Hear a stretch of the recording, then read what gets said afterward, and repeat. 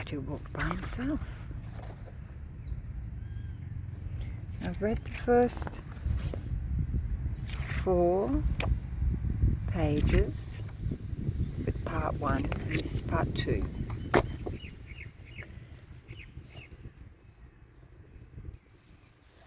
So after the dog had asked the cat to come with him, and he'd said no. He said, no, okay, I'm off by myself. I'm going by myself.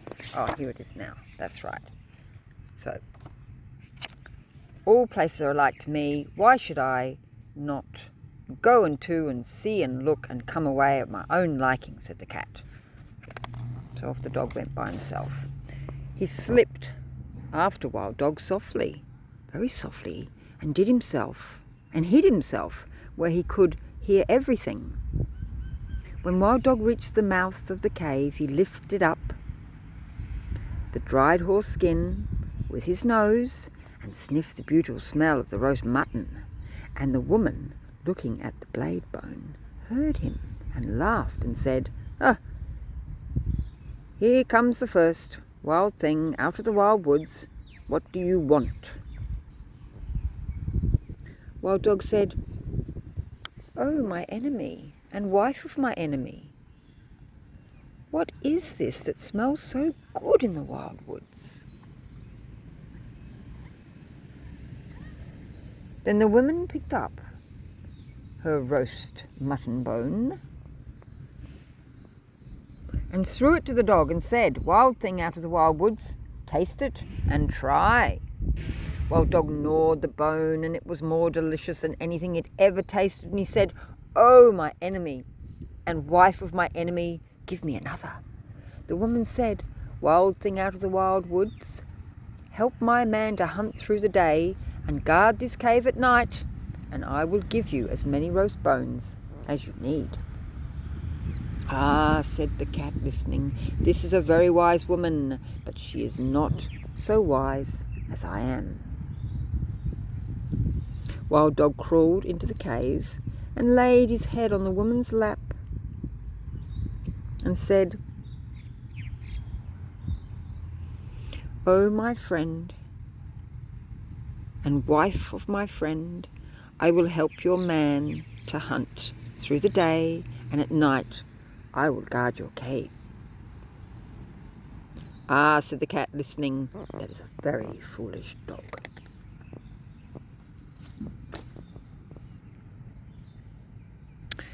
And he went back through the wet wild woods, waving his wild tail and walking by his wild alone, but he never told anybody.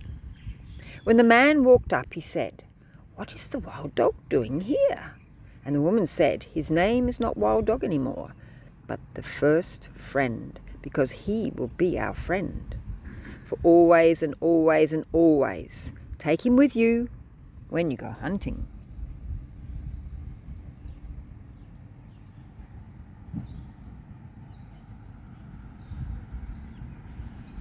Next night the woman cut great green armfuls of fresh green grass from the water meadows and dried it before the fire, so that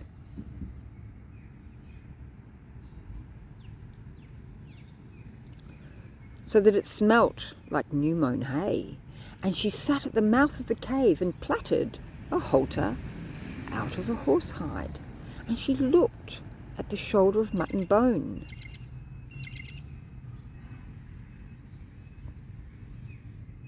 And she made a magic.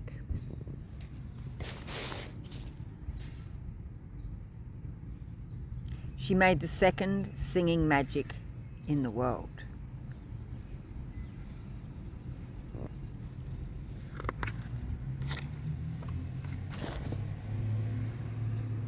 Out in the wild woods, all the wild animals wondered what had happened to the wild dog.